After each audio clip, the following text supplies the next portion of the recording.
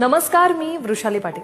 आता मुख्यमंत्री सहाय्यता निधीतून रुग्णांना ना फॉर्म भरायची गरज आहे ना नातेवाईकांना धावपळ करायची गरज आहे, कारण फक्त 8 तासात मुख्यमंत्री सहाय्यता निधी अंतर्गत उपचारासाठी पैसे मिळणार आहेत। खरंच आता कार्यालयाच्या उंबरठ्याबाहेर रांगा लावण्याची गरज नाहीये।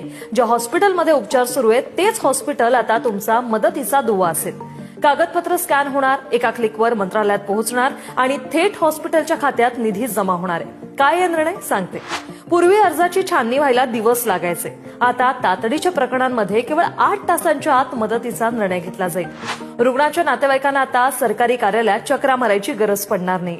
रुग्णालय स्वतः पोर्टलवर रुग्णाची माहिती आणि कागदपत्र अपलोड करू शकणार आहे। आणि यानंतर महत्वाचं, अर्जाची स्थिती काय आहे हे रुग्णाच्या नातेवाईकांना SMS द्वारे कळवलं जाईल। काय करायचंय तर रुग्ण हॉस्पिटलमध्ये दाखल झाल्यानंतर हॉस्पिटलच्या लॉगिन ID वरून अर्ज भरला जाईल। सर्व कागदपत्र ऑनलाईन